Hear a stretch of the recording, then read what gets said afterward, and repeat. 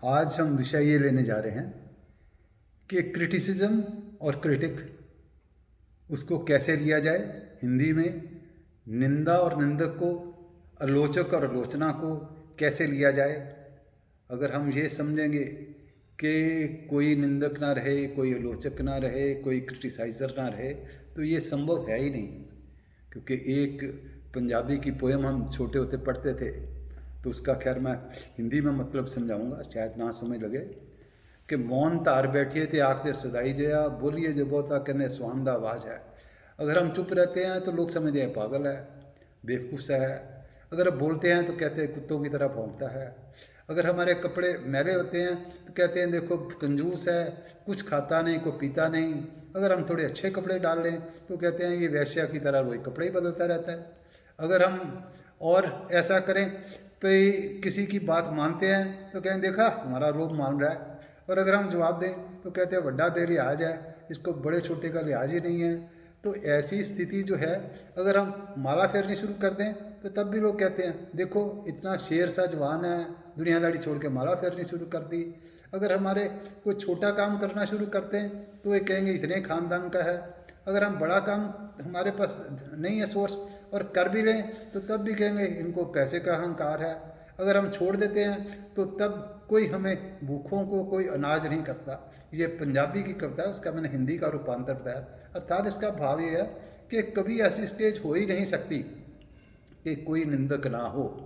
अगर हम कोई लेने कोई कलर भी होता है ना, आधे लोगों को एक कलर पसंद आता है, आधे लोगों को वो नहीं पसंद आता। तो ये ऐसी स्थिति अगर हम ढूंढते रहेंगे कि हमारे निंदक ना हो, हमारे आलोचक ना हो, क्रिटिसाइज़र ना हो, तो ऐसा संभव है ही नहीं। तो कुछ तो लोग कहेंगे, लोगों का काम है कहना, वो चाहे दूसरे कॉन्टेक्स्ट में है, पर है प्रायः यही है कि हमेशा लोग कहते रहेंगे, हमको उसके हिसाब से चलना है। तो ये हमें जो है ये देखना है कि क्रिटिसिज्म तो होना ही होना है, पर उसके हमने हतोत्साहित नहीं होना, उसको हमने पॉजिटिव वे में लेना है। जैसे कोई भी मनुष्य परफेक्ट नहीं है, ऐसे कोई भी मनुष्य ऐसा नहीं है जिसमें कोई गुण नहीं है। कोई भी वनस्पति ऐसी नहीं है जिसमें कोई गुण नहीं है। कोई भी अक्षर ऐसा नहीं है जिसका वेद मंत्र नहीं बनना। कोई भी अक्षर ऐसा नहीं है जो श्राप में यूज़ नहीं हो जाना। वही अक्षर से चाहे ऋषि मुनि वेद पढ़ के दूसरे को सिखा दें, वही अक्षरों से चाहे वो श्राप दे दें। तो इसलिए हमें ये अपॉर्चुनिटी सोचना कि कभी नहीं आएगा, निंदक नहीं आएगा, वो तो निंदक रहेंगे रहेंगे। पर ये समझ के कि हम भी परफेक्ट नहीं हैं। हमने करा काम, उसमें हमारे कुछ आयाम छूट गए होंगे जो कि हमारे को निंदक पॉइंट आउट कर रहा है। तो हमें उसको रिव्यू करना है कि हम भी परफेक्ट नहीं हैं, और जो निंदा करने वाला वो भी कोई मूर्ख नहीं है। उसने भी हो सकता है उसका आलोचना करना, आलोचक जीवी जैसे आजकल आंदोलन जीवी कहते हैं, आलोचक जीवी हो, पर फिर भी उसने कोई बिंदु तो उसके लिए भी निकाले होंगे। तो उन बिंदुओं को हमने देखना है, और देख के हमने रिव्यू करके फिर हमारे अगले एक्शन करने हैं। अब कोर्ट में भी जाते हैं तो एक वकील अपने पॉइंट दे रहा है, जब उसके सुनते हैं तो उसको हम लगता है सारे ठीक है। पर जब तक जो दूसरा काउंटर वकील है उसके नहीं सुनता तो तब तक जज फैसला नहीं देता। तो जब वो दूसरा सुनते हैं तो हमें दूसरा ठीक लगता है। तो अपनी अपनी जगह पे दोनों ठीक है। ऐसे ही हमारा जो विवेक है वो ऊपर है। जो हमारे एक्शन लिए हुए जब दूसरे के भी बिंदु अगर आएंगे तो वो अगर हम मिला के बिंदु पे जज करेंगे कौन सी ठीक है, तो उसको हम आगे चल पाएंगे। तो हमें इसलिए निंदक को कभी भी दूसरे तरीके से नहीं देखना। हमें ये है पे करना क्या है, हमें हमें करना है पे जैसे एक तरह कॉलेज में भी कई बार डिबेट होती, तो डिबेट होती है तो एक टीम को कहते हैं कि इसके पक्ष में बोलना है, वो टीम पक्ष की तैयारी करती है। दूसरे को कहते हैं विपक्ष में बोलना है, तो विपक्ष की तैयारी करते हैं। पर जब स्टेज पे आते हैं तो विपक्ष वालों को कह दिया जाता है आपने पक्ष में बोलना है, पक्ष वालों को कह देते हैं विपक्ष में बोलना है। क्योंकि जब तक हमने पक्ष वालों ने प्रोबेबल बिंदु विपक्ष के नहीं देखे तब तक उनका ज्ञान पूरा नहीं है। और विपक्ष वालों में जब तक प्रोबेबल बिंदु पक्ष वाले नहीं देखे तो तब तक उनका विपक्ष का भी ज्ञान पूरा नहीं है। इसलिए कि जो कि हमारे हैं जो हमारे में कुछ गुण नहीं है, निंदक हमको पॉइंट आउट कर रहा है, उसको हमने अपने अंदर धारण करने का निरीक्षण परीक्षण करके प्रयास करना है। हाँ, अगर नहीं धारण करने लायक तो ना सही, तो हमारा विवेक, हमारा अलर्ट रहना चाहिए। निंदक की निंदा से परेशान होना नहीं, निंदक की निंदा से कुछ ग्रहण करके हमने जो है जाना है। जो निंदक है, जो आलोचक है, क्रिटिसाइज़र है, वो एक तरह की हमारे ज्ञान की, हमारे कार्य की लेबॉर्ट्री है। उसमें जाकर हमारा जो कार्य टेस्ट होगा, उसमें हमें पता चलेगा कि ये कमी रह गई है, इसको और अगर हम इम्प्रूव कर सकते हैं तो और इम्प्रूव उसको करा जाए। तो हमें सारा जो प्रयास है ऐसे ही करना है कि हमें जो है उसमें आगे काम करते जाना है। उसमें कोई नई अगर हमें युक्तियाँ मिलती हैं तो मिलती है तो उसको लेना है।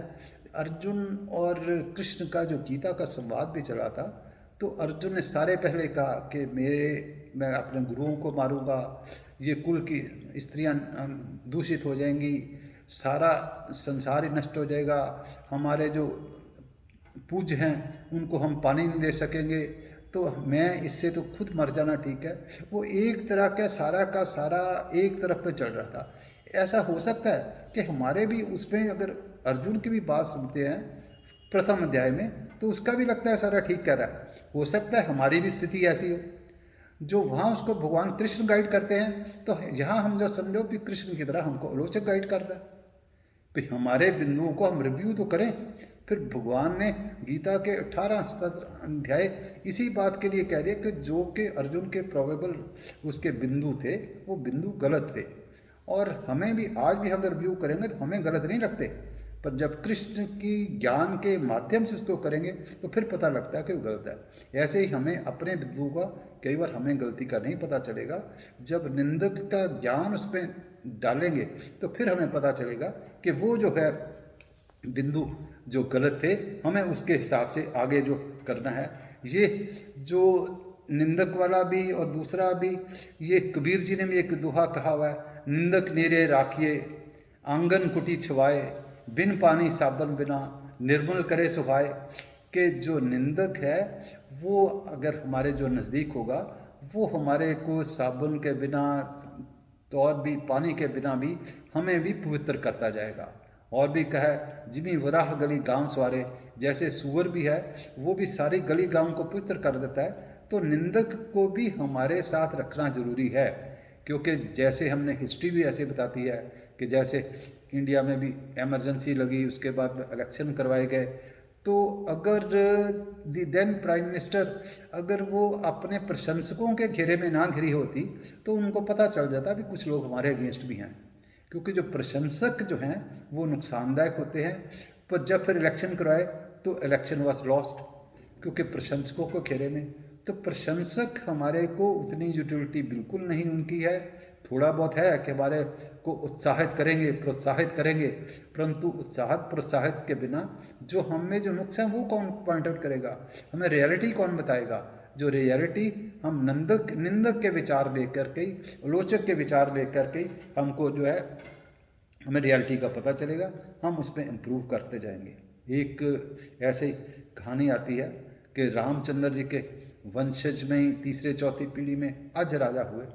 वो भी बड़े धर्मात्मा थे, वो सारा अच्छे तरीके से राज चला रहे थे। तो एक बार वो अखेट करने गए, शिकार करने गए, रात को देर हो गई, वो अपने घुड़शाला में आकर के वहीं उन्होंने आराम करना शुरू करा। सुबह सुबह कोई ऋषि भिक्षाम देही करता आ गया, तो उनकी नींद डिस्टर्ब हुई, उनको थोड़ा गुस्सा लगा, कौन है उन्होंने देखा नहीं। उन्होंने उसके भिक्षा पात्र में कुछ जो घोड़े की थोड़े से लीद के दाने उसमें डाल दिए। तो ऋषि ने घर जाकर जब देखा, उसने कहा कि जो भी दिया है हजारों लाखों गुना होके तेरे को मिले। पर जब घर जाके देखा तो लीद थी। ऋषि श्राप देना तो नहीं चाहता था, पर दे दिया था उसके हिसाब से। अब जब धीरे धीरे राजा के देश में अपने लीद के ढेर लगने शुरू हो गए, अगर सफाई करे एक की तो दो हो जाएं, तो फिर उसने ऋषि के पास गया कि महाराज मेरे से गलती हो गई, मेरे को इसका उपचार बताओ। तो इसका उपचार ये है कि जो लोग तुम्हारी निंदा करेंगे तो उसके हिसाब से घटती जाएगी। उसने कहा ठीक है। अब उसके राज्य का इतना सुचारू था प्रबंध, को निंदा को करे ही नहीं। वो निंदा करे नहीं, उसके और के और गंद उसके बढ़ता जाए। फिर उसने कहा नहीं देखो भी, निंदा करे बिना तो अब ये राज नहीं इसका, नहीं तो सारा राजा जब बिल्कुल गंदा हो जाएगा तब लोग निंदा करेंगे, तब ये कटनी शुरू हो जाएगी। और निंदा करे बिना नहीं। फिर उसने दोबारा आके उसने अपने मंत्री की नाबालग बेटी से शादी करने का डिक्लेयर कर दिया कि मैं इससे शादी करूँगा। तब लोगों ने भी देखो राजा इतना बड़ा है, उसने ये कर दिया, उसको क्या पड़ा था बुढ़ापे में, उसको इधर ये इस चक्कर में पड़ गया। सब लोगों ने निंदा करनी शुरू कर दी। जब निंदा करनी शुरू कर दी तो फिर उसके वो जो ढेर जो सारे कम होने शुरू हो गए। फिर अंत में उतने रह गए जितने उसने उसको डोनेट दिए थे। जो करा हुआ था वो तो रह गया, पर जो प्रशंसा के कारण उसका बढ़ता जाता था, गलती उसकी थी, तो अब निंदा के कारण वो सारा उसका ठीक हो गया। फिर वो गया ऋषि के पास, उसने कहा भी ये कोई बात नहीं, ये इतना तो रहेगा ही रहेगा, इतना चाहे तुम्हें मेरे को खाने के लिए दिया, चाहे तुम्हें भी खाना पड़ेगा, ये रहेगा। पर जैसे तेरी निंदा से पाप सारे मुक्त हो गए हैं, ऐसे ही हमको निंदक वराह की तरह या निंदक गली गांव सवारे उस तरीके के हमको निंदक के जो साथ साथ जो है चलना है। निंदक अगर साथ होगा तो हमारे जो विचार हैं वो उस कसौटी पे चलते हुए हमारे इम्प्रूव करते जाएंगे। हमारे विचार और प्रखर होंगे, और हमारे जो विचार होंगे वो एक तरह का जो निंदक की कसौटी पर भी खरे उतरने शुरू हो जाएंगे। हाँ, पर ये अगर हम सोचेंगे कि कोई भी करेंगे उसमें कोई भी हमारा जो विरोधी नहीं होगा, ये संभव नहीं है। हमने उसी की रह के निंदक को देखते हुए, क्रिटिसाइज़र को देखते हुए, आलोचक को देखते हुए हमें अपने अमेंडमेंट करती रहनी है। बट ये उम्मीद करके कि कभी कोई हमारा क्रिटिसाइज़र नहीं रहेगा, हमें काम नहीं करना।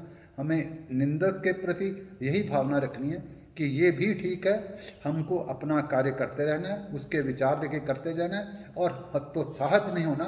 हमें उत्साहित होके उसके बिंदु, अच्छे बिंदु लेकर के अपना कार्य करते चलना है। इसी के साथ इसका समापन करते हैं। धन्यवाद।